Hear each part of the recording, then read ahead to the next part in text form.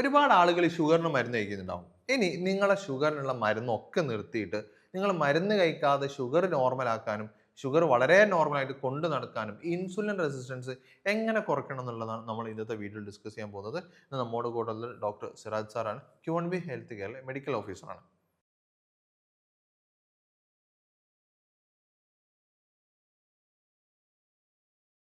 ഇപ്പോൾ ഞാൻ സ്റ്റാർട്ടിങ്ങിൽ പറഞ്ഞ പോലെ തന്നെ നമ്മൾ ഒരുപാട് ആളുകൾ ഇന്ന് ഷുഗറിന് മരുന്ന് കഴിക്കുന്നുണ്ട്.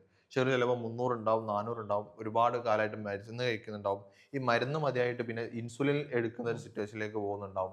ഇത്തരം ഒരുപാട് ആളുകൾ ഇതിന് ബുദ്ധിമുട്ടുണ്ട്. പിന്നെ അത് അസുഖം പിന്നെ ഷുഗർ എന്നതിൽ നിന്ന് മാറി ചിലപ്പോൾ തൈറോയിഡിലേക്ക് മാറും. PCODയിലേക്ക് പിന്നെ അധികമായിട്ട് വരും. കൊളസ്ട്രോൾ പിന്നെ കൂടും. ഇങ്ങനെ തുടങ്ങിയിട്ടുള്ള പല പ്രശ്നങ്ങളും. പിന്നെ അത് തന്നെ കിഡ്നിയിലേക്ക് ഇഷ്യൂ വരുന്ന ആളുകളുണ്ട്. കാഴ്ചശക്തി പ്രശ്നങ്ങൾ വരുന്നുണ്ട്. ഈ കാലിലേക്കുള്ള തരിപ്പ് ഉള്ള ആളുകളുണ്ട്. രക്തയോട്ടം കുറയുന്ന ആളുകളുണ്ട്. ഇത്തരം പ്രശ്നങ്ങളും അനുഭവിക്കുന്ന ഒരുപാട് ആളുകളുണ്ട്. ഇന്നത്തെ വീഡിയോയിൽ നമുക്ക് പൂർണ്ണമായിട്ടും ഷുഗറിനെ നോർമൽ ആക്കാൻ എന്തൊക്കെ ചെയ്യാന്നുള്ളതും ഈ പറഞ്ഞ പോലെ ഇൻസുലിൻ റെസിസ്റ്റൻസ് നമുക്ക് എങ്ങനെ കുറയ്ക്കാം എന്നുള്ള കാര്യങ്ങളാണ് നമ്മൾ ഡിസ്കസ് ചെയ്യാൻ പോകുന്നത്. ഇപ്പോൾ സാറോട് തന്നെ നമുക്ക് ചോദിക്കാം, സർ ഇന്നിപ്പോൾ ഒരുപാട് ആളുകൾ ഇപ്പം ഡയബറ്റിക്കിന് മരുന്ന് കഴിക്കുന്നുണ്ട്. ശരിക്കും ഈ എന്തുകൊണ്ടാണ് ഒരാൾക്ക്, കാരണം ഒരു കാരണം അറിഞ്ഞാലാണല്ലോ നമുക്ക് കുറയ്ക്കാൻ പറ്റാന്ന് പറയുന്നത്. ശരിക്കും എന്തുകൊണ്ടാണ് നമുക്ക് ഈ ഷുഗർ കൂടാനുള്ള കാരണം? ഈ ഷുഗർ എന്ന് പറഞ്ഞിട്ടുണ്ടെങ്കിൽ അതൊരു മെറ്റബോളിക് ഡിസീസാണ്. അത് ഹോർമോൺ റിലേറ്റഡ് വരുന്നുണ്ടെങ്കിൽ അതേപോലെ ഇൻഫ്ലമേഷൻ അതിൽ വരുന്നുണ്ട്, മെറ്റബോളിസത്തിൽ വരുന്ന ചേഞ്ചസ് വരുന്നുണ്ട്. കേവലം ഷുഗർ രക്തത്തിൽ കൂടുക എന്ന് മാത്രം അല്ല ഇതിൽ സംഭവിക്കുന്നത് എന്നുള്ളതാണ്. അപ്പോൾ ഇതിലൊരു ബേസിക് റീസൺ എടുത്ത് നോക്കുകയാണെന്നുണ്ടെങ്കിൽ ഇൻസുലിൻ റെസിസ്റ്റൻസ് നമ്മുടെ ബോഡിയിൽ കൂടുന്നുള്ളതാണ്. ഇൻസുലിൻ റെസിസ്റ്റൻസ് കൂടുന്ന സമയത്ത് ബോഡിയിൽ ഒരുപാട് കാര്യങ്ങൾ നടക്കുന്നുണ്ട്. ഇൻഫ്ലമേഷൻ കൂടുന്നുണ്ട്, അതേപോലെ തന്നെ മറ്റു പല ബുദ്ധിമുട്ടുകൾ നടക്കുന്നുണ്ട്. അപ്പോൾ അതിൻ്റെ കൂടെ ഉണ്ടാകുന്ന ഒരു സിംറ്റം മാത്രമാണ്, അല്ലെങ്കിൽ ഒരു പ്രശ്നം മാത്രമാണ് ആക്ച്വലി എന്തുണ്ട്, ഈ ഷുഗർ കൂടുന്നു അല്ലെങ്കിൽ ഡയബറ്റിക് ആകുന്നു എന്ന് പറഞ്ഞത്. അപ്പോൾ അതുകൊണ്ട് തന്നെ പലപ്പോഴും നമ്മൾ മെഡിസിൻ കഴിക്കും. എന്തിനാണ് മെഡിസിൻ കഴിക്കുന്നത്? ഷുഗർ കുറയാനാണ് മെഡിസിൻ കഴിക്കുന്നത്. അതെ. അതിൻ്റെ ബേസിക് റീസൺ ആയിട്ടുള്ള ഇൻസുലിൻ റെസിസ്റ്റൻസ് എന്ത് ചെയ്യുന്നില്ല, അവിടെ കുറയുന്നില്ല. അപ്പോൾ അതുകൊണ്ട് തന്നെ നമ്മൾ മെഡിസിൻ കഴിക്കും, ഷുഗർ കുറയും. മെഡിസിൻ നിർത്തിയാൽ വീണ്ടും ഷുഗർ കൂടും. അപ്പോൾ ഇതിങ്ങനെ കാലാകാലം നമ്മൾ എന്ത് ചെയ്യേണ്ടി വരും, മെഡിസിൻ കഴിക്കാണ്ട് കണ്ടീഷനിലേക്ക് പോകുന്നുള്ളതാണ്. ഓക്കെ. ഇപ്പൊ അങ്ങനെ സാറ് പറഞ്ഞ മാതിരി ഷുഗർ കുറയുന്നില്ല. പക്ഷെ മരുന്ന് അങ്ങനെ കഴിക്കുക, അല്ലെ മരുന്നിന്റെ അളവ് കൂടുക എന്നല്ലാതെ അതെ. എന്ത് ചെയ്യുന്നില്ല, നമുക്ക് ഇപ്പൊ ഷുഗർ കുറയുന്ന ഒരു സിറ്റുവേഷൻ ഉണ്ടാവില്ല. Yes, yes. ശരിക്കും എന്തുകൊണ്ടാണ് നമ്മൾ അവിടെ ഈ ഒരു ഇൻസുലിൻ റെസിസ്റ്റൻസ് കൂടാനുള്ള കാരണങ്ങൾ? അതിന് നമ്മളിപ്പോൾ നോർമലി ഒരാൾ, അതായത് ഷുഗർ ഒന്നും ഇല്ലാത്ത ഒരാളെടുത്ത് നോക്കുകയാണെന്നുണ്ടെങ്കിൽ നമ്മളിപ്പോൾ ഒരു ഭക്ഷണം കഴിച്ച് കഴിഞ്ഞിട്ടുണ്ടെങ്കിൽ എന്ത് ചെയ്യും, ഗ്ലൂക്കോസും എന്ത് ചെയ്യും നമ്മുടെ രക്തത്തിലെത്തും. അപ്പോൾ അതിനനുസരിച്ചിട്ട് നമ്മുടെ പാൻക്രിയാസിൽ ബീറ്റാ കോശങ്ങൾ എന്ത് ചെയ്യും, ഇൻസുലിൻ എന്നുള്ള ഹോർമോൺ പ്രൊഡ്യൂസ് ചെയ്യും.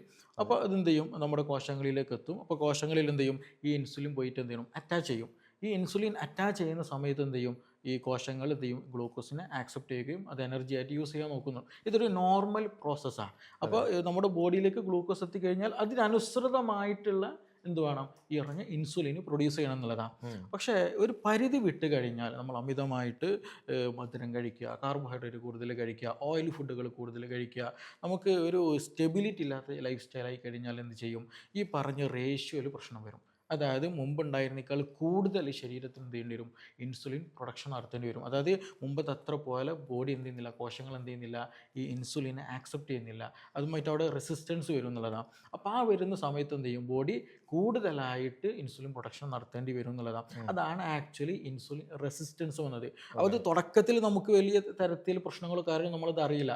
ഒരു പരിധി വിട്ട് കഴിഞ്ഞാൽ എന്ത് ചെയ്യും, നമുക്ക് ക്ഷീണം വരും, കൂടുതൽ യൂറിൻ പാസ് ചെയ്യുന്ന അവസ്ഥ വരും, കൂടുതൽ ദാഹം അനുഭവപ്പെടും. പിന്നെ നോക്കുമ്പോൾ നമുക്ക് എന്ത് ചെയ്യുന്നുണ്ടാവും, ഷുഗർ ആയിട്ടുണ്ടാവും എന്നുള്ളതാണ്. അതിന് മുമ്പ് ഒരുപാട് സിംറ്റംസ് എന്ത് ചെയ്യുന്നുണ്ട്, ബോഡി കാണിക്കുന്നുണ്ട്. അപ്പോൾ ഇപ്പൊ സാർ പറഞ്ഞല്ലോ ഒരുപാട് സിംറ്റംസ് കാണിച്ചിട്ടുണ്ട് എന്നുള്ളത്. അപ്പൊ അങ്ങനെയാണെങ്കിൽ ഇൻസുലിൻ റെസിസ്റ്റൻസ് കൂടുന്ന സമയത്ത് നമ്മുടെ ബോഡിയിൽ ഉണ്ടാകുന്ന ഈ സിംറ്റംസ് എന്തൊക്കെയായിരിക്കും? ഈ അതായത് ഇൻസുലിൻ റെസിസ്റ്റൻസ് കൂടുന്ന സമയത്ത് ഒന്ന് ഈ പറഞ്ഞ പോലെ അക്കാന്തോ നൈഗ്രിക്കൻസ് എന്ന് പറയും. നമ്മുടെ ഈ കഴുത്തിൻ്റെ ഭാഗത്തൊക്കെ ഹാർഡായിട്ട് എന്ത് ചെയ്യുന്നുണ്ട്, ഇങ്ങനെ വീക്കം വെച്ച് വരും, അല്ലെങ്കിൽ ഒരു കട്ടിയുള്ള സ്കിന്നായിട്ടൂടെ വരും എന്നുള്ളതാണ്. രണ്ടാമത് അതേപോലെ തന്നെയാണ് ഈ കൂടുതലായിട്ട് സ്ത്രീകൾക്ക് PCODൻ്റെ പ്രശ്നങ്ങൾ വരാനുള്ളത്.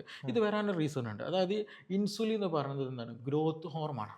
അതായത് വളർച്ച കൂട്ടാൻ സഹായിക്കുന്ന ഒരു ഹോർമോണാണ്. അപ്പോൾ നമ്മൾ നേരത്തെ പറഞ്ഞ പോലെ ഇൻസുലിൻ റെസിസ്റ്റൻസിൻ്റെ കണ്ടീഷനിൽ എന്ത് ചെയ്യുന്നുണ്ട്, ഈ ഇൻസുലിൻ വരുന്നുണ്ട്, അറ്റാച്ച് ചെയ്യുന്നില്ല. അപ്പോൾ അങ്ങനെ വരുമ്പോൾ ബോഡി എന്ത് വീണ്ടും വീണ്ടും ഇൻസുലിൻ പ്രൊഡ്യൂസ് ചെയ്തുകൊണ്ടേയിരിക്കും. അപ്പോൾ ഈ കൂടുതൽ പ്രൊഡക്ഷൻ നടത്തി കഴിഞ്ഞാൽ തൊട്ടടുത്തുള്ള ഗ്രോത്തിൻ്റെ റിസപ്റ്റേഴ്സ് പോയി അറ്റാച്ച് ചെയ്യും. അപ്പോൾ എന്ത് ചെയ്യും, അവിടെ ഗ്രോത്ത് കൂടും. അപ്പോൾ ഇൻസുലിൻ കാരണം തന്നെ എന്ത് ചെയ്യും, ഇവിടെ കൂടുതൽ വീക്കങ്ങൾ ശരീരത്തിൽ വരും എന്നുള്ളതാണ്.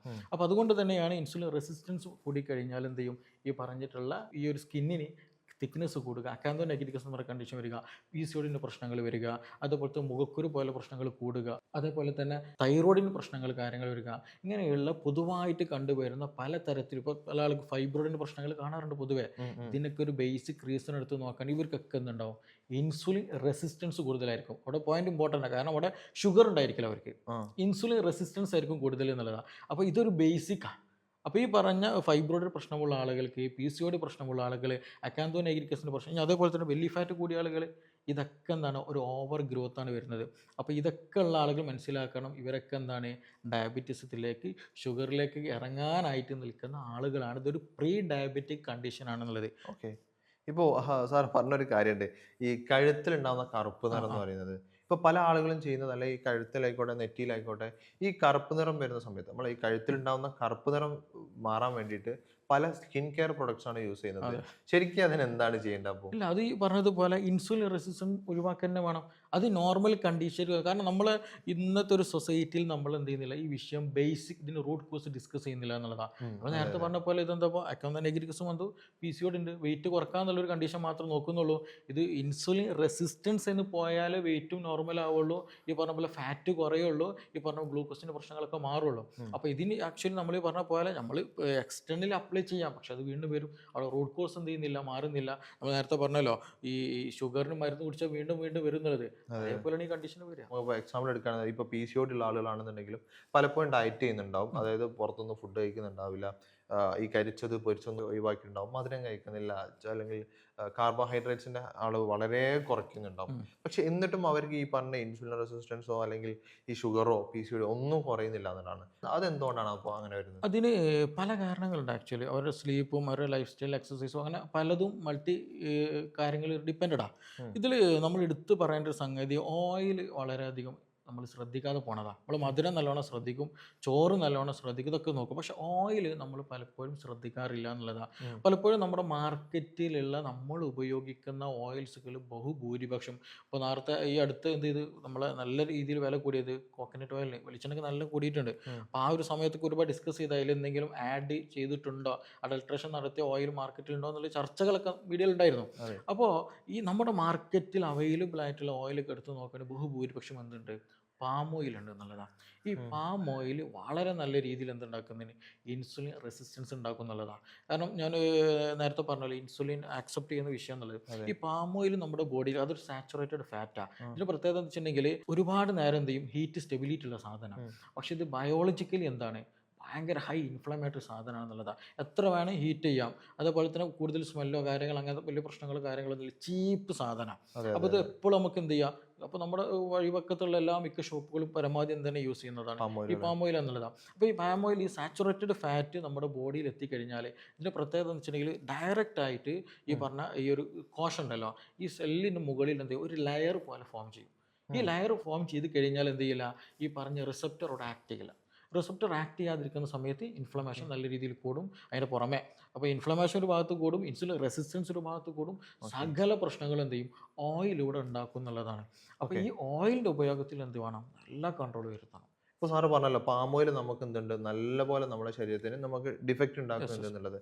അങ്ങനെയാണെന്നുണ്ടെങ്കിൽ ഇപ്പോൾ എല്ലാവരും, ഇപ്പോൾ നമ്മൾ കേരളത്തിലാണെന്നുണ്ടെങ്കിലൊക്കെ തന്നെ ആളുകൾ ഇപ്പോൾ കുക്കിങ്ങിന് നിർബന്ധമാണ്, എന്തെങ്കിലുമൊക്കെ ഓയിലുകൾ നിർബന്ധമാണ്. അതായത് ഇപ്പോൾ അറ്റ്ലീസ്റ്റ് ഒരു മീൻ കറി വെക്കണമെന്നുണ്ടെങ്കിലും അല്ലെങ്കിൽ ഒരു ഉപ്പേരി വെക്കണമെന്നുണ്ടെങ്കിൽ പോലും നമുക്ക് ഒരു ഓയിൽ നിർബന്ധമാണ്. അപ്പോൾ അങ്ങനെയാണെന്നുണ്ടെങ്കിൽ നമുക്ക് സേഫ് ആയിട്ട് യൂസ് ചെയ്യാൻ പറ്റുന്ന എണ്ണകൾ എന്താണ്? നമുക്ക് ഏറ്റവും സേഫായിട്ട് കുക്കിങ്ങിന് പറ്റുന്ന ഒലിവ് ഓയിലാണ്.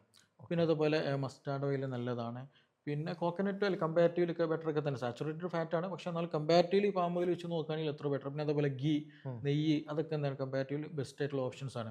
പക്ഷേ എന്നാലും എന്ത് ചെയ്യുന്നുണ്ട്, നമ്മൾ നോക്കിയിട്ട് തന്നെ യൂസ് ചെയ്യണം. എസ്പെഷ്യലി ഇതിൽ അഡൾട്രേഷൻ നടത്തിയിട്ടുണ്ടോ എന്നുള്ളത് വളരെ ഇമ്പോർട്ടൻ്റ്. കാരണം പലപ്പോഴും നമ്മൾ എന്ത് ചെയ്യും, ഇത് കോക്കനട്ട് ഓയിൽ ആണല്ലോ അല്ലെങ്കിൽ സൺഫ്ലവർ ഓയിൽ ആണല്ലോ എന്ന് കരുതിയിട്ട് നമ്മൾ വാങ്ങിക്കും. പക്ഷേ പലപ്പോഴും എന്ത് ചെയ്യുന്നുണ്ട്, അഡൾട്രേഷൻ അതിൽ വരുന്നുണ്ട് എന്നുള്ളതാണ്. അപ്പോൾ ഈ സൺഫ്ലവർ ഓയിലിൻ്റെ കേസ് എടുത്ത് നോക്കുകയാണെങ്കിൽ വലിയ ഡിഫറൻസ് ഇല്ല ആക്ച്വലി. അതിൽ omega-6 ആസിഡ് വളരെ കൂടുതലാണ്. അപ്പോൾ ഇത് ബോഡി കൂടി കഴിഞ്ഞാൽ എന്ത് ചെയ്യും, ഈ പറഞ്ഞതുപോലെ ഇൻഫ്ലമേഷൻ നല്ലോണം കൂടുന്നുള്ളതാണ്. omega-3ഉം omega-6ഉം ഒരു നിശ്ചിത വേരിയേഷൻ ഒരു ഇതിൽ നിൽക്കണം, ഒരു റേഷ്യോയിൽ നിൽക്കണം. അതിൻ്റെ പരിധി വിട്ട് നമ്മൾ ഇത് ഉപയോഗിച്ച് കഴിഞ്ഞാൽ എന്ത് ചെയ്യും, അതും ഈ പറഞ്ഞ ഇൻസുലിൻ റെസിസ്റ്റൻസ് ഉണ്ടാക്കുന്നതാണ് ഷുഗറും കൊളസ്ട്രോളും എല്ലാം കൊണ്ടുവരുന്നത്. ഓക്കെ. അപ്പോൾ അങ്ങനെയാണെന്നുണ്ടെങ്കിൽ എണ്ണൻ്റെ കാര്യം ഡിസ്കസ് ചെയ്യുന്ന സമയത്ത് ഒരു ചോദിക്കേണ്ട ഒരു ക്വസ്റ്റ്യൻ ആണ്. നമുക്ക് ഈ എണ്ണ ചൂടാക്കി ഉപയോഗിക്കാൻ പറ്റുമോ? എണ്ണ ചൂടാക്കി ഉപയോഗിക്കാം, പക്ഷെ എല്ലാതും ഒരേപോലെ ഉപയോഗിക്കാൻ പാടില്ല. അപ്പോൾ ഒലീവ് ഓയിലൊക്കെ ആണെന്നുണ്ടെങ്കിൽ നമുക്ക് എന്ത് ചെയ്യാം, നമ്മളൊരു സാലഡൊക്കെ ഉണ്ടാക്കുന്ന സമയത്ത് അതിൻ്റെ കൂടെ ജസ്റ്റ് എന്ത് ചെയ്യുക, പറഞ്ഞിട്ട് അങ്ങനെ എന്ത് ചെയ്യുക ഉപയോഗിക്കാൻ പറ്റും. ലൈറ്റായിട്ട് അത് ഹീറ്റ് ചെയ്യാൻ പറ്റില്ല, കൂടുതൽ ഹീറ്റ് ചെയ്യാൻ പറ്റില്ല എന്നുള്ളതാണ്. അതേസമയം പാം ഓയിൽ ഒരു പ്രത്യേകത ഉണ്ട്, അത് നല്ല ഹീറ്റിൽ നിൽക്കും. അതാണ് മിക്ക ഷോപ്പുകളിൽ എന്ത് ചെയ്യുന്നത്, നല്ല ഡീപ്പ് ഫ്രൈന് വേണ്ടി ഉപയോഗിക്കുന്നത്. കാരണം ഇതിന് കംപ്ലയിൻറ്റ്സ് വരില്ല എന്നുള്ളതാണ്. അപ്പോൾ അതാണ് ഇതിൻ്റെ ഒരു പ്രത്യേകത. അപ്പോൾ ഈ കോക്കനട്ട് ഓയിൽ ആണെന്നുണ്ടെങ്കിലും മൈൽഡായിട്ട് യൂസ് ചെയ്യണം. ഡീപ്പ് ഫ്രൈന് മാക്സിമം ഒഴിവാക്കേണ്ടതാണ് ഏറ്റവും ബെസ്റ്റ് ആയിട്ടുള്ളത്. അപ്പോൾ കൂടുതൽ ഹീറ്റ് ആക്കരുത്, ഒരു മൈൽഡായിട്ട് മാത്രം ഹീറ്റ് ആക്കാൻ ശ്രദ്ധിക്കണം. ഓക്കെ. ഇപ്പോൾ സാറ് പറഞ്ഞല്ലോ നമ്മൾ ഉപയോഗിക്കുന്ന പല എണ്ണകളിലും അൾട്രേഷൻ അല്ലെങ്കിൽ കൃത്യമായിട്ട് പല കാര്യങ്ങളും ഉപയോഗിക്കാറുണ്ട് എന്നുള്ളത്. ഇപ്പോൾ നമ്മളെ വീട്ടിലുള്ള എണ്ണയിൽ മായം ചേർത്തിട്ടുണ്ടോ എന്നുള്ളത് നമ്മൾ എങ്ങനെയാണ് മനസ്സിലാക്കുക? അത് വലിയ ടെസ്റ്റുകളും കാര്യങ്ങളൊന്നും ഇല്ല ആക്ച്വലി. ഇപ്പോൾ നമുക്ക് വീട്ടിൽ ചെയ്യാൻ പറ്റുന്ന, ഇപ്പോൾ നമ്മൾ സൺഫ്ലവറാണ് നമ്മൾ യൂസ് ചെയ്യുന്നുണ്ടെങ്കിൽ എന്ത് ചെയ്യുക, നമുക്കൊരു കുപ്പിയിൽ അല്ലെങ്കിൽ ഒരു പാത്രത്തിൽ എന്ത് ചെയ്യുക, കുറച്ച് സൺഫ്ലവർ എടുത്തിട്ട് ഫ്രിഡ്ജിൽ വെക്കുക എന്നുള്ളതാണ്. അപ്പോൾ ഏറ്റവും നല്ലത് നമ്മൾ ഒരു ഗ്ലാസ് അല്ലെങ്കിൽ പുറത്തേക്ക് കാണുന്ന രീതിയിലായിരിക്കുക എന്നുള്ളതാണ്. അപ്പോൾ അതെടുത്ത് നമ്മൾ ഫ്രിഡ്ജിൽ വെച്ചിട്ട് ഒരു ഓവർനൈറ്റ് വെച്ച് രാവിലെ എടുത്ത് നോക്കുന്ന സമയത്ത് അതിൽ കട്ട പിടിച്ചിട്ടുണ്ടോ നോക്കണം. അതിൽ സോളിഡ് ആയിട്ട് നല്ല ഈ പറഞ്ഞതുപോലെ കട്ട പിടിച്ചിട്ടുണ്ടെങ്കിൽ അതിനർത്ഥം എന്താണ്, സൺഫ്ലവറിൽ അഡൾട്രേഷൻ നടന്നിട്ടുണ്ട്, അതിൽ പാം ഓയിൽ മിക്സ് ചെയ്തിട്ടുണ്ട് എന്നുള്ളതാണ്. ഓക്കെ. അപ്പോൾ അതേപോലെ ഒരു സംശയം ഉണ്ട്, അപ്പോൾ ഈ കോക്കനട്ട് ഓയിൽ വേഗം കട്ട പിടിക്കുമല്ലോ എന്നുള്ളത്. പക്ഷേ കോക്കനട്ട് ഓയിൽ വേറെ പ്രത്യേകത ഉണ്ട്, നമ്മളിത് പെട്ടെന്ന് കട്ട പിടിക്കും. അത് സാച്ചുറേറ്റഡ് ഫാറ്റാണ് ആക്ച്വലി കൂടുതലുണ്ട്. പക്ഷെ അത് നമ്മൾ കയ്യിലേക്ക് എടുത്താൽ വേഗം മെൽട്ടായി പോകും, പെട്ടെന്ന് എന്ത് ചെയ്യും, അത് പഴയ രീതിയിലേക്ക് ഓയിലൊക്കെ ആയിട്ട് പോകും എന്നുള്ളതാണ്. അപ്പോൾ ഇതിന് ആക്ച്വലി ഈ ഒരു ടെസ്റ്റേ ഉള്ളൂ. പിന്നെ അതേപോലെ കൂടുതൽ മസ്റ്റാർഡ് ഓയിൽ, ഓരോ ഓയിലിനനുസരിച്ചിട്ട് എന്ത് ചെയ്യും, ഇതിന് മാറ്റങ്ങൾ ഉണ്ടായിരിക്കും. നമ്മുടെ നാട്ടിൽ സൺഫ്ലവർ ആയതുകൊണ്ട് തന്നെ ഈ ഒരു ടെസ്റ്റ് ചെയ്താൽ തന്നെ എന്ത് ചെയ്യും, നമുക്ക് പെട്ടെന്നൊരു ആവറേജ് മനസ്സിലാക്കാൻ കണ്ടെത്താൻ പറ്റുന്നു. അപ്പോൾ നമുക്കിപ്പോൾ സേഫായിട്ട് ഇപ്പോൾ പല ആളുകളും പറയുന്നത് കോക്കനട്ട് ഓയിലാണ് നല്ലത് എന്നുള്ളത് തന്നെയാണ് പലപ്പോഴും പറയാറ്. കാരണം അതാണ് കുറച്ചും കൂടെ നല്ലത്, ആളുകൾക്ക് കുറച്ചുകൂടി ഹെൽത്തിയാണ് എന്നൊക്കെ പറയാറുണ്ട്. ശരിക്കും ഈ പറഞ്ഞ കൊളസ്ട്രോളും അല്ലെങ്കിൽ ഈ പറഞ്ഞ ഫാറ്റി ലിവർ ഉണ്ടാക്കാൻ ശരിക്കും നമ്മൾ ഈ എണ്ണകൾ കാരണമാകുന്നുണ്ടോ? അതെ, തീർച്ചയായും. അതാണ് നമ്മൾ പറഞ്ഞത്. അത് ഇൻസുലിൻ റെസിസ്റ്റൻസ് ആണ് ഇതിനൊക്കെ മെയിൻ റീസൺ ആയിട്ട് വരുന്നത്. അപ്പോൾ അത് എണ്ണകൾ നല്ല ബഹുഭൂരിപക്ഷം കാരണമാകുന്നുണ്ട്, especially palm oil. Palm oil പ്രത്യേകം പറയാൻ കാരണം ഒന്ന് ഇൻസുലിൻ റെസിസ്റ്റൻസ് കൂട്ടും, മാത്രമല്ല ഇൻഫ്ലമേഷൻ നല്ല രീതിയിൽ കൂട്ടും എന്നുള്ളതാണ്. അപ്പോൾ ഇൻഫ്ലമേഷൻ കൂടും, അതിൻ്റെ കൂടെ തന്നെ നല്ല രീതിയിൽ ഫാറ്റ് സ്റ്റോറേജും കൂട്ടും. ഇതെല്ലാം ഉണ്ടാക്കും. അപ്പോൾ നമ്മൾ കോക്കനട്ട് ഓയിൽ എടുത്ത് നോക്കുകയാണെങ്കിൽ കോക്കനട്ടിൽ സാച്ചുറേറ്റഡ് ഫാറ്റ് ഉണ്ട്, പക്ഷേ അതിൻ്റെ കൂടെ വേറെ ഗുണകരമായിട്ടുള്ള മറ്റു പല ഘടകങ്ങളും ഉണ്ട് എന്നുള്ളതാണ്. അത് മാത്രമല്ല ഇത് ഡയറക്റ്റ് എന്ത് ചെയ്യും, ഇത് ഹൈ കലോറിയാണ് ആക്ച്വലി കോക്കനട്ട് ഓയിൽ വെച്ചിട്ടുണ്ടെങ്കിൽ. അതിൽ പെട്ടെന്ന് എനർജി ആയിട്ട് അത് യൂസ് ചെയ്യുന്നുള്ളതാണ് നല്ല രീതിയിൽ. അപ്പോൾ അത് നമ്മൾ ശ്രദ്ധിക്കുക. അപ്പോൾ ഇത് ഓയിലുകൾ കമ്പാരിറ്റീവ്ലി നമുക്ക് പറയാം പാട് ഒഴിവാക്കേണ്ട സാധനം പാം ഓയിലാണെന്നുള്ളതാണ്. ഇത് വരാതിരിക്കാനൊരു സംഗതി ഉണ്ട്.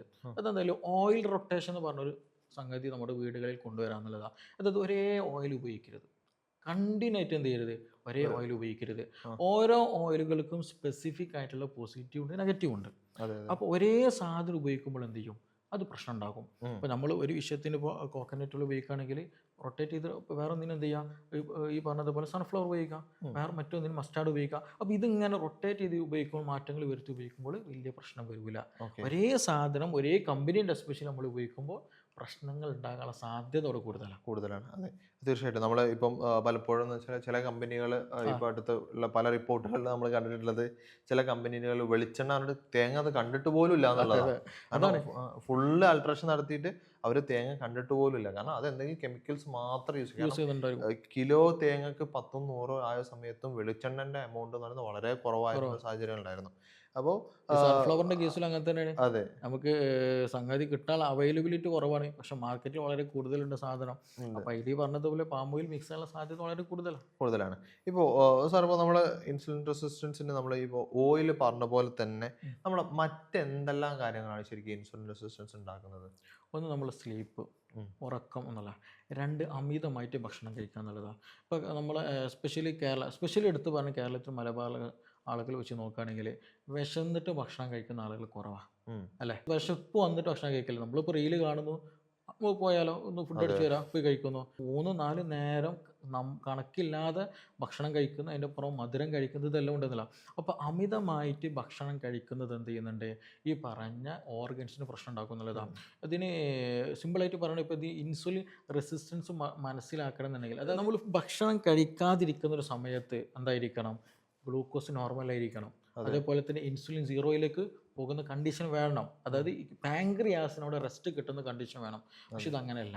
നമ്മൾ രാവിലെ കഴിക്കുന്നു, എന്ത് ചെയ്യുന്നു, അതിനനുസരിച്ച് പാൻക്രിയാസ് ഇങ്ങനെ ഇൻസുലിൻ ഉണ്ടാക്കി വരുന്നു, അതിങ്ങനെ നിൽക്കുന്ന സമയത്ത് വീണ്ടും കഴിക്കുന്നു, വീണ്ടും വരുന്നു, ഇതിങ്ങനെ കൂടും. ഇത് കൂടി വരുന്ന സമയത്താണ് കൂടുതൽ ആളുകൾക്ക് ഇന്നത്തെ കാലത്ത് എന്ത് ചെയ്യും പ്രശ്നം ഉണ്ടാകുന്നത്. പ്രശ്നം വരുന്നത്. അതേപോലെ തന്നെ രാത്രി ഉറങ്ങില്ല, ലേറ്റ് ആയിട്ട് എന്ത് ചെയ്യും കൂടുതൽ ഭക്ഷണം കഴിക്കുന്ന ശീലങ്ങളൊക്കെ വരിക എന്നുള്ളതാണ്. അപ്പോൾ നമ്മുടെ ഈ ലൈഫ് സ്റ്റൈലാണ് ഈ ഒരു പ്രശ്നം. അതായത് ഒരു 20-25 സമയത്ത് ഉണ്ടാകുന്ന ശീലങ്ങളാണ് നമ്മളെ 40 മുതൽ 35 വയസ്സിലേക്ക് പ്രശ്നങ്ങൾ കൊണ്ടെത്തിക്കുന്നത്. അപ്പോൾ അതെ, അതെ, ഇപ്പോഴേ ഈ ജനറേഷൻ ശ്രദ്ധിക്കുകയാണെങ്കിൽ ഒരു നല്ലൊരു പരിധി വരെ നമുക്കിത് കൺട്രോൾ വരുത്താൻ പറ്റും. ഇപ്പൊ അങ്ങനെയാണെന്നുണ്ടെങ്കിൽ സാർ ഇപ്പോൾ പറഞ്ഞ പോലെ ആണെന്നുണ്ടെങ്കിൽ ഒരു ഹെൽത്തി ആയി നിൽക്കണമെന്നുണ്ടെങ്കിൽ ദിവസം എത്ര മണിക്കൂർ ഉറങ്ങണം? ഒരു 6-7 മണിക്കൂർ നിർബന്ധമായിട്ട് ഉറങ്ങണം. It depends body. ഇപ്പോൾ ഒരാൾ നല്ല രീതിയിൽ വർക്ക് ചെയ്യണമെങ്കിൽ അതിനനുസരിച്ചിട്ട് എന്ത് ചെയ്യണം, നമ്മൾ ഉറങ്ങന്നെ വേണം എന്നുള്ളതാണ്. അതെ. ഇപ്പോൾ പലപ്പോഴും നമ്മൾ എല്ലാം കഴിഞ്ഞിട്ട് ഉറങ്ങുന്ന ശീലമുണ്ട്. നമ്മൾ നമ്മുടെ മീറ്റിങ്ങുകൾ കഴിഞ്ഞിട്ട്, വർക്ക് കഴിഞ്ഞിട്ട്, യാത്രകൾ കഴിഞ്ഞിട്ട്, എല്ലതും കഴിഞ്ഞിട്ട് ബാക്കിയുണ്ടെങ്കിൽ ഉറങ്ങാന്നുള്ളത് അത് ചെയ്യരുത്. ഇഷ്ടംപോലെ പേഷ്യൻസ് എൻ്റെ അടുത്ത് വരാറുണ്ട്. ഇത് ബേസിക് അവർ തുടക്കത്തിൽ ഇങ്ങനെ ആയിരിക്കും. ഈ ഉറക്കം ഡിസ്റ്റർബ്ഡ് ആയി കഴിഞ്ഞാൽ ഷുഗർ മാത്രമല്ല, അതിനേക്കാളും കൂടുതൽ ഫസ്റ്റ് കാണിക്കാറുള്ള BP കൂടും എന്നുള്ള. ഹൈപ്പർ ടെൻഷൻ പെട്ടെന്ന് ഇവർക്ക് ആളുകൾ വരും. പിന്നീടായിരിക്കും ഇവർക്ക് ഷുഗർ വരാനുള്ള സാധ്യത, അല്ലെങ്കിൽ പെട്ടെന്ന് ഷുഗർ കണ്ടുവരാറുള്ളത് എന്നുള്ളതാണ്.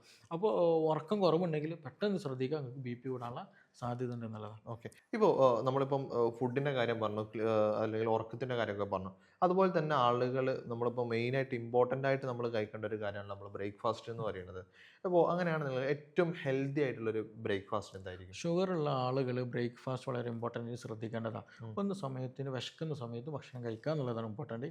രണ്ടാമത് ഭക്ഷണത്തിൽ കാർബിൻ എമൗണ്ട് കുറച്ചൊന്ന് കുറവ് വരുത്തുക. അതേപോലെ റിഫൈൻഡ് കാർബ്, എസ്പെഷ്യലി മധുരം കാര്യങ്ങൾ സമ്പൂർണ്ണമായിട്ട് ഒഴിവാക്കുന്നതാണ് ഉചിതം. ഷുഗറുള്ള ആളുകൾ പ്രത്യേകിച്ചിട്ടുള്ളത്, കാരണം ഇൻസുലിൻ്റെ സ്പൈക്ക് എന്ത് ചെയ്യും നല്ല രീതിയിൽ കൂടും. അതിന് ബദലായിട്ട് എന്ത് ചെയ്യുക, പ്രോട്ടീൻ എമൗണ്ട് കൂട്ടുക എന്നുള്ളതാണ്. പ്രോട്ടീൻ എമൗണ്ട് നമ്മൾ കൂട്ടുമ്പോൾ, അതായത് നമ്മൾ ഷുഗർ വന്നു കഴിഞ്ഞാൽ ബോഡി ഭയങ്കര വീക്കാവും. ഷുഗർ കൂടിക്കഴിഞ്ഞാൽ, അതായത് ഇൻസുലിൻ റെസിസ്റ്റൻസ് വന്നു കഴിഞ്ഞാൽ, നമ്മൾ ഈ പറഞ്ഞ സാധനം ഇൻസുലിൻ റെസിസ്റ്റൻസാണ്. അത് കൂടി കഴിഞ്ഞിട്ടുണ്ടെങ്കിൽ മസിലുകൾ എന്ത് വീക്ക്നെസ് നല്ലോണം, സാർക്കോപ്പീനിയ എന്ന് പറഞ്ഞ കണ്ടീഷൻ പെട്ടെന്ന് വരും എന്നുള്ളതാണ്. അപ്പോൾ അത് നമ്മൾ എന്ത് ചെയ്യണം, കീപ്പ് ചെയ്യണം. മസിലുകൾ നമ്മുടെ ബോഡിയിൽ കീപ്പ് ചെയ്യണമെന്നുണ്ടെങ്കിൽ പ്രോട്ടീൻ നല്ലോണം കഴിക്കുക എന്നുള്ളതാണ്. പ്രോട്ടീൻ കഴിക്കുന്ന സമയത്ത് നമുക്ക് പെട്ടെന്ന് വിശപ്പ് നിൽക്കും, കൂടുതൽ വിശക്കൂല അല്ലാണ്ട്. അപ്പോൾ അമിതമായിട്ട് തിന്നുന്ന ശീലം എന്ത് ചെയ്യും നമുക്ക് കുറക്കാൻ പറ്റുന്നുള്ളതാണ്. അതുപോലെ ആ ഭക്ഷണത്തിൽ എന്ത് ചെയ്യണം, ഫൈബർ ഉണ്ടെന്ന് ഉറപ്പ് വരുത്തണം എന്നുള്ളതാണ്. നമ്മൾ പലപ്പോഴും ബ്രേക്ക്ഫാസ്റ്റിൽ ശ്രദ്ധിക്കാതെ പോകേണ്ട സംഗതിയാണ് ഫൈബറും പ്രോട്ടീൻ എന്ന് പറയുന്നത്. ഇപ്പോൾ ചില ആളുകൾ പ്രോട്ടീനൊക്കെ കഴിക്കൽ ശ്രദ്ധിക്കലുണ്ട്, അത് കടല കുറച്ച് കൂട്ടുക, അല്ലെങ്കിൽ 2 മുട്ട കഴിക്കുക, അല്ലെങ്കിൽ പഴം കഴിക്കുക എന്നുള്ള രീതിയിലുണ്ട്. പക്ഷെ ഫൈബർ നമ്മൾ നിർബന്ധമായിട്ട് ശ്രദ്ധിക്കണം. പഴത്തിൽ ഫൈബർ ഉണ്ട്, പക്ഷേ എങ്കിൽ പോലും എന്ത് ചെയ്യണം, ഒരു കുറച്ച് ഇലക്കറികൾ കാര്യങ്ങൾ ഉൾപ്പെടുത്തുക എന്നുള്ളത്. കാരണം ഫൈബർ ഉണ്ടാകുന്ന സമയത്ത് എന്ത് ചെയ്യും, ഈ ഷുഗർ പെട്ടെന്ന് ബോഡിയിലേക്ക് സ്പൈക്ക് ചെയ്യില്ല എന്നുള്ളതാണ്. അപ്പോൾ അത് നമുക്ക് കൺട്രോൾഡ് ആയിട്ട് എന്ത് ചെയ്യും, ബോഡിയിലേക്ക് കയറുന്ന സമയത്ത് കൺട്രോൾഡ് ആയിട്ട് ഇൻസുലിൻ അവിടെ പ്രൊഡ്യൂസ് ചെയ്യുള്ളൂ. അപ്പോൾ പാൻക്രിയാസിന് എന്ത് ചെയ്യില്ല, സ്ട്രെസ് അവിടെ വരില്ല എന്നുള്ളതാണ്. അത് ഇമ്പോർട്ടൻ്റാണ്. അതേപോലെ ഇപ്പോൾ ഇനി പഴം നല്ലതാണല്ലോ എന്ന് കരുതി നമ്മൾ ജ്യൂസ് അടിക്കാൻ നിൽക്കരുത്. ജ്യൂസ് അടിച്ച് കഴിഞ്ഞാൽ ആക്ച്വലി അവിടെ ഫൈബർ എന്ത് ചെയ്യും, നഷ്ടപ്പെട്ടു പോകും. അതിൻ്റെ പുറമെ ചിലപ്പോൾ കുറച്ച് പഞ്ചസാര, കുറച്ച് പാലും കൂടി ഇടുകയാണെങ്കിൽ എനർജി വീണ്ടും കൂടുക, കലോറി വീണ്ടും കൂടും. അപ്പോൾ അതിൽ കാര്യമില്ല. അപ്പോൾ സാധാ എന്ത് ചെയ്യുക, നമ്മൾ ഫ്രൂട്ട്സ് ഐറ്റൻ്റെ കാര്യം, ഫ്രൂട്ട്സ് കഴിക്കുമ്പോൾ നമ്മൾ കൂടുതൽ മധുരമുള്ള ഫ്രൂട്ട്സുകൾ കഴിക്കരുത്, അത് ശ്രദ്ധിക്കണം. അപ്പോൾ പഴം കഴിക്കുകയാണെന്നുണ്ടെങ്കിൽ നല്ല പഴുത്ത പഴം കഴിക്കരുത്, കാരണം അതിൽ ഫൈബറൊക്കെ പലതും നഷ്ടപ്പെട്ടു പോകുന്നുള്ളതാണ്. അപ്പോൾ ഒരു കൂടുതൽ പഴുക്കാത്ത രീതിയിലുള്ള പഴങ്ങളൊക്കെ എന്താ കഴിക്കുക. അതുപോലെ പേരക്ക നല്ലതാണ്, കൂടുതൽ ഫൈബർ അടങ്ങിയിട്ടുള്ള ഫ്രൂട്ട്സും പച്ചക്കറികളൊക്കെ ഉൾപ്പെടുത്തുക. നല്ല വെള്ളം കുടിക്കുക ആവശ്യത്തിന്, അതും ദഹനത്തിന് വളരെ ഇമ്പോർട്ടൻ്റ് ആണ്. ഓക്കെ. ഇപ്പോൾ അതിൽ ചോദിച്ച സമയത്ത് ഒരു ക്വസ്റ്റ്യനോട് ചോദിക്കുകയാണ്, പല ആളുകളും ഇപ്പോൾ ഷുഗർ ഒഴിവാക്കുന്നുണ്ട്, ഷുഗർ കട്ട് ചെയ്യാറുണ്ട്. അപ്പോൾ അങ്ങനെയാണെന്നുണ്ടെങ്കിൽ ഈ ഷുഗർ കട്ട് ചെയ്യുന്ന ആളുകൾ നിർബന്ധമായിട്ട് ഒഴിവാക്കേണ്ട ഭക്ഷണം എന്തൊക്കെ ആയിരിക്കും? നിർബന്ധമായിട്ട് ഭക്ഷണങ്ങൾ കാര്യമെടുത്ത് നോക്കുകയാണെങ്കിൽ, ഒന്ന് ഈ പറഞ്ഞതുപോലെ നമ്മളെ എല്ലാ തരത്തിലുള്ള റിഫൈൻഡ് കാർബുകൾ ഒഴിവാക്കണം എന്നുള്ളതാണ്. അത് നിർബന്ധമായിട്ട് നമ്മൾ, അതിപ്പോൾ ഇനി ചില ആളുകൾ ഷുഗർ കട്ട് ഇടക്കം എന്ത് ചെയ്യും, ഒരു ഗ്ലാസ് പായസം കുടിക്കും, ഒരു കാര്യമില്ല. നമ്മൾ എടുക്കുന്ന പണി എന്ത് ചെയ്യാന്ന് വീണ്ടും സ്റ്റാർട്ട് ചെയ്യേണ്ടി വരുന്നുള്ളത്, അത് എത്രത്തോളം വീണ്ടും പ്രശ്നങ്ങൾ കൂട്ടുന്നുള്ളതാണ്. ഒന്ന് പറഞ്ഞ പോലെ ഷുഗർ കംപ്ലീറ്റ് ചെയ്യുക. അതേപോലെ തന്നെ അരി ഭക്ഷണങ്ങൾ എന്ത് ചെയ്യുക, ഒന്ന് മാറ്റി പിടിക്കുക. ചാമ അരി നല്ലതാണ്, ഞാൻ എപ്പോഴും പേഷ്യൻസിൻ്റെ നിർദ്ദേശിച്ച് ചാമയുടെ അരി, അതുപോലെ തവിടുള്ള അരി ഉണ്ടല്ലോ, അത് അടങ്ങിയിട്ടുള്ള ഭക്ഷണങ്ങൾ കൂടുതൽ കഴിക്കുക. അതുപോലെ തന്നെ പ്രോട്ടീൻസ് എന്ത് ചെയ്യുക, കൂടുതൽ ഫോക്കസ് ചെയ്യുക എന്നുള്ളത് തന്നെയാണ്. പിന്നെ ഇപ്പോൾ നമ്മൾ മധുരമുള്ള ഫ്രൂട്ട്സ് കഴിക്കുകയാണെന്നുണ്ടെങ്കിലും കൂടുതൽ മധുരം എടുക്കരുത്. ഗ്ലൈസമിക് ഇൻഡെക്സ് കൂടിയ ഫ്രൂട്ട്സുകൾ പരമാവധി എന്ത് ചെയ്യണം, ഒഴിവാക്കുക വേണം. പൊതുവെ പറയാറ് എന്താണെന്ന് വെച്ചിട്ടുണ്ടെങ്കിൽ അതിൽ ഫൈബർ ഉണ്ടല്ലോ, മിനറൽസ് ഉണ്ടല്ലോ എന്നുള്ള, അത് ഓക്കെയാണ്, കുഴപ്പമൊന്നുമില്ല. പക്ഷേ കൂടരുത്, കൂടി കഴിഞ്ഞിട്ടുണ്ടെങ്കിൽ വലിയൊരു മാറ്റമൊന്നും ഉണ്ടാവില്ല. ഓക്കെ. ഇപ്പോൾ നമ്മൾ ഷുഗറിൻ്റെ ഒരുപാട് കാര്യങ്ങൾ ഇപ്പോൾ ഡിസ്കസ് ചെയ്തിട്ടുണ്ട്. ഇപ്പോൾ നിങ്ങളും ഇത്തരം പ്രശ്നങ്ങളൊക്കെ അനുഭവിക്കുന്നുണ്ട്, നിങ്ങൾക്ക് ഒരുപാട് കാലങ്ങളായിട്ട് മരുന്ന് കഴിക്കുന്നുണ്ടെങ്കിൽ, നിങ്ങൾ മരുന്ന് കഴിക്കാതെ നിങ്ങൾ ഷുഗർ കുറയ്ക്കണം എന്നുണ്ടെങ്കിലും, അല്ലെങ്കിൽ നിങ്ങൾ ഷുഗർ പെട്ടെന്ന് കുറയ്ക്കണം എന്നുണ്ടെങ്കിലൊക്കെ താഴെ കാണുന്ന നമ്പറിൽ കോൺടാക്ട് ചെയ്യാവുന്നതാണ്. ഡോക്ടറുടെ കൺസൾട്ടേഷൻ എടുക്കാവുന്നതാണ്. ഓൺലൈനായിട്ടും ഓഫ്ലൈനായിട്ടും കൺസൾട്ടേഷൻ അവൈലബിൾ ആണ്. കൂടുതൽ വിവരങ്ങൾക്ക് താഴെ കാണുന്ന നമ്പറിൽ കോൺടാക്ട് ചെയ്യാം. ഇപ്പോൾ നമ്മൾ ബാക്കിയുള്ള ഡിസ്കഷനിലേക്ക് തന്നെ കിടക്കുകയാണ്.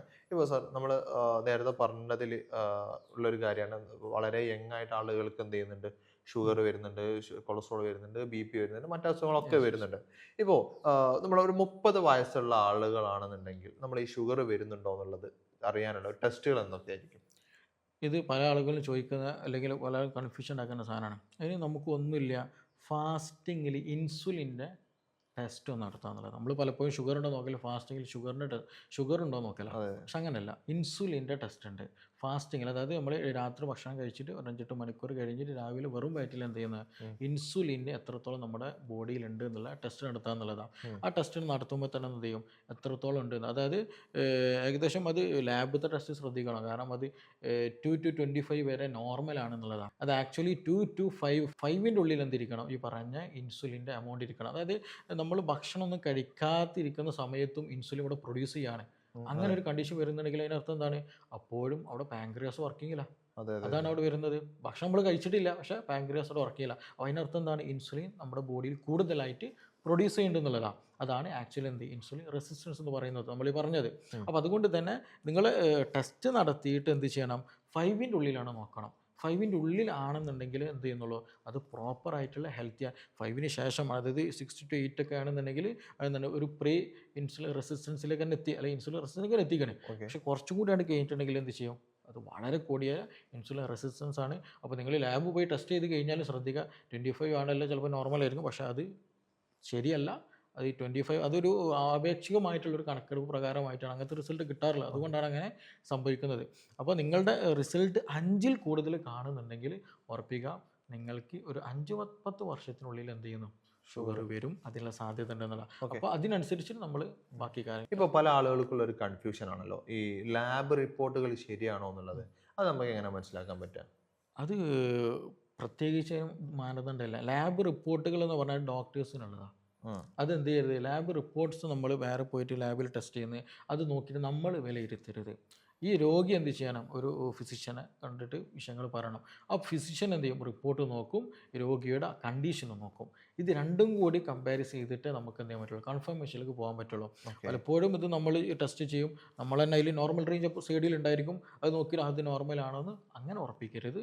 എന്ത് ചെയ്യണം, ഒരു ഫിസിഷ്യനെ കണ്ടിട്ട് മാത്രമേ അത് ഉറപ്പിക്കാൻ പാടുള്ളൂ. അപ്പോൾ പലതും ഇത് എല്ലാ റിപ്പോർട്ടുകളും ഓൾമോസ്റ്റ് ഇതൊക്കെ ഒരു സ്റ്റഡീസ് ബേസ് ചെയ്ത് വരുന്നതാണ്. അപ്പോൾ ഒരു സ്റ്റഡീസ് ആകുമ്പോൾ ഒരു നിശ്ചിത പോപ്പുലേഷൻസ് ഉണ്ടായിരിക്കും. ആ പോപ്പുലേഷൻ്റെ അവസ്ഥക്ക് അനുസരിച്ചിട്ടാണ് ഈ പറഞ്ഞ റിപ്പോർട്ടുകളൊക്കെ വരാറുള്ളത്. അപ്പോൾ അതിൽ വേരിയേഷൻസ് എന്തായാലും ഉണ്ടായിരിക്കും. ആ ഒരു സർക്കിൾ ഇപ്പോൾ ഏഷ്യയിൽ വേറെ ഇതായിരിക്കും, അമേരിക്കൻസിൽ വേറെ ആയിരിക്കും. അപ്പോൾ ഓരോ റീജിയൻ അനുസരിച്ച് മാറ്റങ്ങൾ ഉണ്ടായിരിക്കും. അപ്പോൾ 100% എന്ത് ചെയ്യരുത്, ഇത് ഓക്കെയാണെന്ന് നമ്മൾ കംപ്ലീറ്റ് ഹെൽത്ത് ഓക്കെ ആണെന്ന് വിശ്വസിക്കരുത്. അപ്പോൾ ഒരു ഫിസിഷ്യനെ ഹെൽപ്പ് തേടാം. ഓക്കെ.